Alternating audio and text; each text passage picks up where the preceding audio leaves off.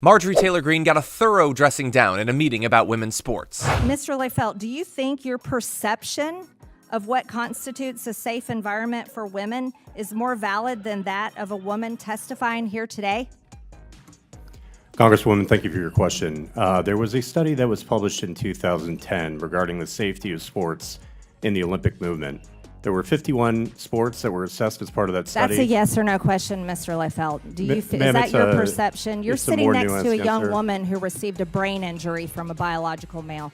Is it safe to compete against biological males? Yes or no, Mr. Lefelt? What happened to Miss? Yes or no? What happened to Miss McNabb? I'll take that as a no. Mr. Lefelt, do you think forcing a woman to change in front of a man in a locker room is abusive? Yes or no?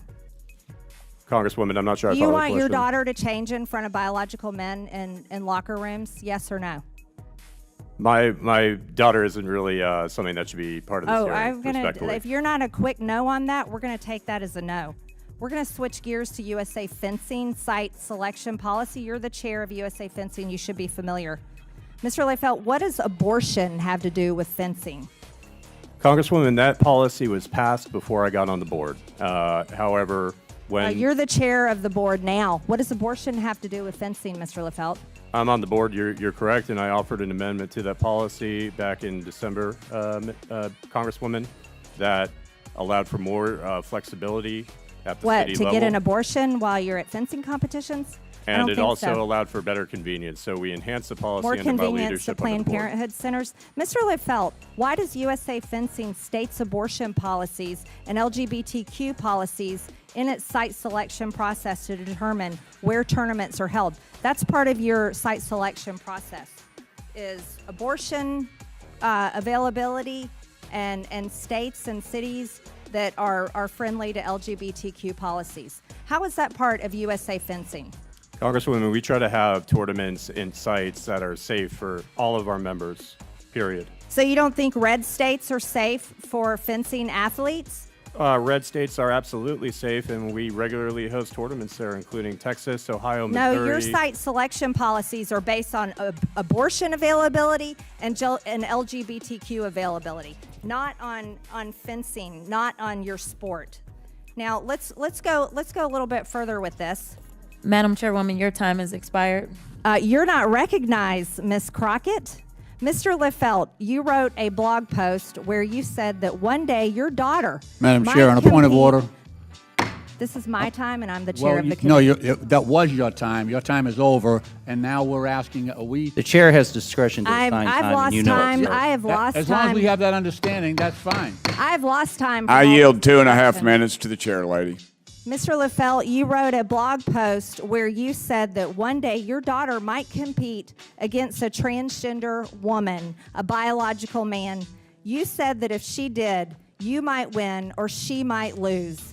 But whatever the result, you hope she doesn't care about the outcome, because the important thing is that both she and her opponent enjoy the match. That's what you wrote in your little trans manifesto. But you came here today to win.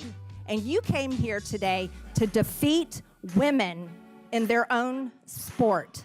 So as you stand here before this committee today, you are a man that would tell your daughter to lose and enjoy it to a biological man. My time has expired, and with that, I recognize Ms. Stansbury to defend all the trans. Point of order. Out of curiosity, is the chairwoman allowed to editorialize before every speaker on the Democratic side speaks, or is that part of her time, which we know that she went over? It's not a point of order. You're taking Ms. Stansbury's time. I know you're trying to be chair of oversight, but Ms. Stansbury is the ranking member. Chair would be better on this side. I do agree with that. It's Ms. Stansbury's time. Thank you, Madam Chair. As you can see, this is a hearing full of performance artists, not legislators. To our witnesses and guests, I do appreciate you coming today, but this is not the venue for this conversation, and our colleagues know that across the aisle. That is part of why the distraction of the gaveling and the yelling and the performance art is happening here today, because this is not an oversight hearing. This is not what the jurisdiction of the Oversight Committee is. And the chairman and the chairwoman both know that. And they both know that a little over 100 days ago, when Republicans were clamoring to show Donald Trump and Elon Musk that they were going to carry their water here in Congress, they created this subcommittee to do Elon Musk's bidding. But now that he is so unpopular, that 2/3 of Americans are opposed to DOGE and Elon Musk, the honeymoon is over, my friends. And so what are they doing with the DOGE subcommittee? They're bullying trans kids. They're talking about things that have absolutely nothing to do with government oversight or efficiency or the economy or the reality that Donald Trump is tanking the economy and the reality that Americans are as hell and are marching in the streets. And they're turning the DOGE subcommittee into, apparently now, a fencing oversight committee. Welcome. We're not even going to call it the DOGE subcommittee anymore. This is called the Fencing Oversight Committee. Welcome to the Fencing Oversight Committee. But in reality, we know this is all about bullying trans kids, as they are literally over on the floor debating renaming the Gulf of Mexico this week because they have no real agenda other than tanking the economy, taking away health care, taking away food out of the mouths of children, and basically distracting the American people while they prepare the largest tax break for billionaires ever in the history of this country. But it's not enough to just obsessively talk and think about trans people, which obviously are living rent-free in their minds. Donald Trump has put into place over a dozen executive orders and actions bullying trans people. Here, this committee is trying to take their own punch. They're trying to keep trans people from using bathrooms inside the Capitol. I mean, all of this is part of their regular playbook. Do really bad, evil things, and then distract the American people by doing ridiculous things in public spaces like this.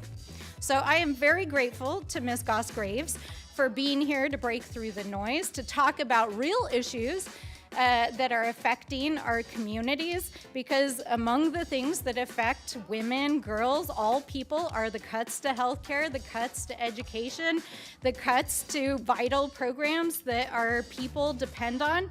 But what I think is so important is to highlight the ways in which using public spaces like this to bully trans people creates a lack of safety for the LGBTQ plus community. And so, Ms. Goss-Graves, can you talk about how exactly what's happening here today normalizes hate and how that translates into violence and hate against the LGBTQ plus community? You know, this is exactly my deep worry. Over the last couple of years, we have seen in states around the country and now in this body and from the president using government to attack some of our most vulnerable people. And the hateful rhetoric translates to violence. It's trans young people who are experiencing violence in school. And it also means that we have seen an increase in incidents of suicide. So when I think about young people today who may be tuning in, I want to reaffirm that their existence is okay and that they are supported. But I also want to say very, very clearly, even though people have been spun up in this frenzy, that all the problems in the world are apparently now caused by trans folks existing, that is simply not true. Mm-hmm. And if we have a very serious and concerted effort to address rising costs, to address access to health care, to address the experiences that people are having in this country who are begging for help, this body actually could be doing that.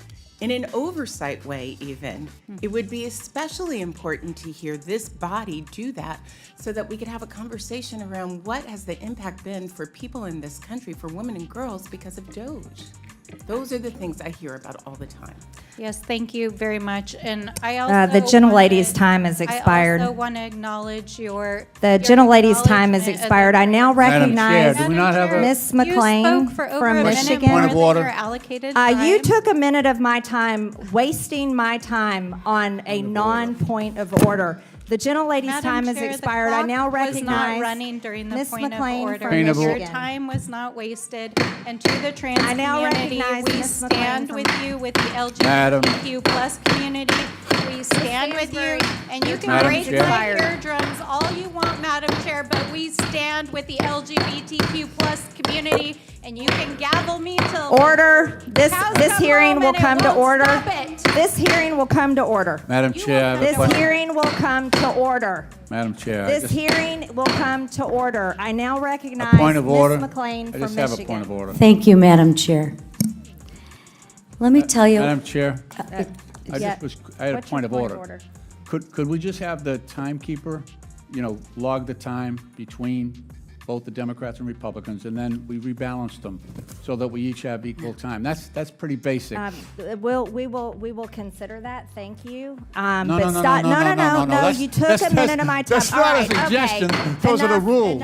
Enough. No. No, you're wasting your Hey, time. look, That's either, not. either we go We by the are keeping rules or equal we're time. out of. It's absolutely infuriating that Republicans use protecting women as justification for targeting trans people while systematically eroding women's rights. Most survivors are harmed by someone they know, but scapegoating marginalized communities is a lot easier than dealing with the actual root causes of harm. What we're seeing from the Trump administration is textbook abusive behavior. They deny, attack, and then reverse the victim and the offender. The administration denies the harm that it's causing, goes after the credibility of survivor organizations, and then paints itself as the real victim targeted by radicals or woke mobs. But this isn't just spin. It's abuse coming from the highest levels of power. In 2024, the U.S. Department of Justice's Office for Victims of Crime reported that 50% of transgender individuals are sexually abused or assaulted at one point in their lives, with some reports estimating the figure might be as high as 66%, and even higher for groups such as transgender people of color or with disabilities. Of course, these stats have been scrubbed entirely from their website ever since Trump took office, because the word transgender has been removed from federal websites entirely by the Republican word police.